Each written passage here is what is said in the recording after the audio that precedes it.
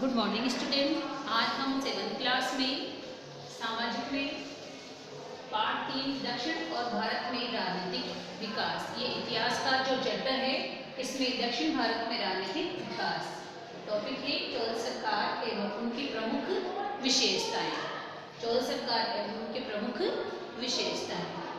अब देखते हैं चोल प्रशासन है, समाज एवं धर्म है, और शिक्षा और ज्ञान है, कला एवं शिल्प है। यहाँ देखते हैं कि हम चोल सरकार एवं उनकी जो प्रमुख विशेषताएं हैं उनमें चोल का प्रशासन किस प्रकार का था, चोल राजा में प्रशासन की सुव्यवस्थाएं किस प्रकार की थी, और समाज में धर्म किस प्रकार का था, और धर्म में या वर्ण व्यवस्था के आधार पर धर्म प्रचलित था, शिक्षा और ज्ञान का विस्तार किस प्रकार का था, कला एवं शिल्प का किस प्रकार से विस्तार हुआ और किस तरह की कला शिल्पकारी वहाँ पर मौजूद थे। सबसे पहले देखते हैं कि चोल प्रशासन। चोल प्रशासन राजा देश का सर्वोच्च यहाँ अध्यक्ष या मुखिया होता था, यानी कि राजा ही क्या था, सर्वे सर्वा होता था। सर्वोच्च शक्ति किसके अधीन थी, राजा के अधीन थी, और राजा ही सभी शक्तियों का उपयोग करता था, और राजा के पास ही सर्वोच्च शक्ति का एकाधिकार था। वह विभिन्न जो विभाग और मंत्रियों एवं अध्यक्षों की नियुक्ति करता था, यानी कि राजा ही विभिन्न विभागों में जो मंत्रियों की और अध्यक्षों की नियुक्ति करनी होती थी तो राजा के द्वारा ही की जाती थी। वह सभी कानूनों का क्या था, स्रोत था, और चोल राजाओं तथा रानियों को उच्च सम्मान प्राप्त था, यानी कि राजाओं के साथ साथ रानियों को भी उच्च सम्मान प्राप्त था। इसी तरह वहाँ राजा प्रथम एवं उनकी रानियों की अनेक कांस्य प्रतिमाएं पाई गई। जब चोल प्रशासन का हमें पता चला कि किस प्रकार से राजा राज्य करते थे और उनकी रानियों की अनेक प्रकार की कांस्य प्रतिमा भी प्राप्त की गई पाई गई। और इस तरह राजा थल सेना का, जल सेना का अध्यक्ष होता है, यानी कि वहाँ जल सेना भी थी और थल सेना भी थी। और चोल शासकों की जो अश्व सेना में 3 प्रकार की सेना पाई जाती, जल, थल और नभ, तीनों प्रकार की सेनाएं। यहाँ पर जल और थल 2 प्रकार का सेनाध्यक्ष वो यहाँ पर था चोल शासक, और यहाँ अश्वरोही जो या अश्व जो सेना थी उसमें 60,000 तथा थल सेना और जल सेना में 1,50,000 सैनिक थे। इतनी सैन्य व्यवस्था उसकी थी। चोल शासन में जो शासन का स्वरूप है उसकी देखरेख, उसकी सुरक्षा का कार्य जो सैनिकों को दिया जाता था, तो इतनी सैन्य बल या इतना सारा सैनिक शासन स्थापित था और सब तरफ से शासन को सुदृढ़ और सैन्य दृष्टि से मजबूत बना रखा था। और देखा जाता है कि उसकी जो जल सेना थी युद्ध सामग्री से परिपूर्ण और सुसज्जित थी। किसी प्रकार की युद्ध सामग्री की कमी नहीं थी। युद्ध सामग्री सैनिकों को भरपूर पर्याप्त मात्रा में दी जाती थी और सुसज्जित और शक्तिशाली सैन्य बल था। जब शासकों के पास अश्वारोही सेना भी थी, यानी कि जल शासक के साथ साथ अश्वारोही यानी कि घुड़सवारी की सेनारोही भी उस शासन काल में रही थी, यानी कि थल सेना भी थी, जल सेना भी थी, और जल और थल सेना इस प्रकार से दोनों प्रकार की सेनाएं उसके पास थी, और दोनों प्रकार से वो युद्ध में विपूर्ण एक सैन्य बल से परिपूर्ण था। दूसरा आता है समाज एवं धर्म। समाज में ब्राह्मण की स्थिति उच्च थी। ब्राह्मण का स्थान सर्वोच्च माना जाता था। ब्राह्मणों ने राजा की ख्याति एवं प्रजा के सम्मान का आनंद लिया और उन्हें ब्रह्मदेव यानी कि दान दिया जाता था। ब्राह्मणों को राजा के समय, राजा के शासन काल में दान दिया जाता था और उनकी स्थिति सर्वोच्च थी।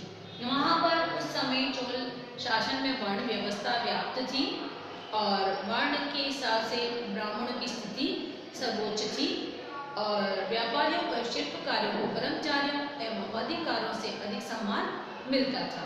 यानी कि जो व्यापारी थे, शिल्पकारी थे या कर्मचारी थे, जो अधिक सबसे ज़्यादा सम्मान ब्राह्मणों को दिया जाता था। सामान्य उद्देश्यों की पूर्ति हेतु समाज के विभिन्न जो वर्ग के लोग साथ साथ सम्मिलित हो जाते थे। कोई भी इस प्रकार से सार्वजनिक कार्य होता था तो सभी वर्ग मिलकर उसको करते थे, साथ साथ सम्मिलित होते थे। समाज में स्त्रियों की स्थिति भी अत्यंत सम्मानपूर्ण थी एवं आदरणीय थी, आदरपूर्ण थी, क्योंकि स्त्रियों का भी वहाँ पर सम्मान थी, उनकी स्थिति दयनीय नहीं थी। तो चोल वंश में जो स्त्रियों का सम्मान किया जाता था, सम्मान आदर किया जाता था और उनका सम्मान अत्यंत सम्मान और आदर के स्थान था। अब आता है शिक्षा और ज्ञान। शिक्षा और ज्ञान के आधार पर भारतीय जो मंदिर व्यक्तियों के सार्वजनिक एवं धार्मिक जो जीवन के केंद्र थे। शिक्षा और ज्ञान के लिए क्या थे? जो मंदिर व्यक्तियों के सार्वजनिक धार्मिक जीवन के केंद्र थे। वे वहाँ पूजा करते थे, गहन ध्यान करते थे, चिंतन करते थे और जीवन में जो जैसे कि सामाजिक एवं राजनीतिक जो समस्याएं हैं उनकी समस्याओं उनकी उस पर चर्चा की जाती थी और उसके लिए वहाँ एकत्रित होते थे। और जिस प्रकार से धर्म कर्म कांडों में लोगों को पूर्ण स्वतंत्रताएं प्रदान थी, इसी प्रकार से पूजा के लिए पूर्ण स्वतंत्रताएं थी और किसी प्रकार से मंदिरों में अपना धर्म कार्य कर सकता था। अधिक महत्वपूर्ण मंदिरों से जुड़े हुए थे। वहाँ धार्मिक जीवन एवं धर्मनिरपेक्ष विषयों पर निःशुल्क शिक्षा प्रदान की जाती थी। ऐसा नहीं था कि एक ही धर्म के लिए शिक्षा दी जाए, यानी कि वहाँ पर जब शिक्षा के लिए सभी विषयों की शिक्षा समान रूप से सभी धर्म के लोगों को दी जाती थी। ऐसे धर्म विभेद नहीं था, धर्म भेदभावपूर्ण वहाँ व्यवहार नहीं था, सभी को समान रूप से निःशुल्क शिक्षा प्रदान की जाती थी। अब आता है कला एवं शिल्प। कला एवं शिल्प के स्थान भी उच्च थे। कला के क्षेत्र में चोल शासक कला एवं साहित्य में महान संरक्षक थे और उनकी शासन काल में मंदिरों का बड़ा तीव्र गति के साथ निर्माण हुआ। शिल्प कला अत्यधिक उच्च स्थान था और लोगों में शिल्प के लिए मंदिरों का अत्यधिक निर्माण हुआ। शिल्प कला के आधार पर और जैसे कि उनकी कला के आधार पर उत्कीर्ण करके मंदिरों का निर्माण किया जाता था। मंदिर शिल्प कला की एक नवीन शैली यहाँ पर द्रविड़ अस्तित्व में आई। द्रविड़ जो शैली थी वो अस्तित्व में आई। मंदिर शैली में एक द्रविड़ शैली के मंदिर का निर्माण किया जाता था और इसी तरह वहाँ संयुक्त महाकक्षों के साथ साथ जो बहुमंजिले मंदिर भी होते थे। एक संयुक्त कक्ष बनाए जाते थे और इसी के साथ साथ जो मंजिल होती थी ना, उसके अनुसार बहुमंजिल मंदिर भी बनाए जाते थे।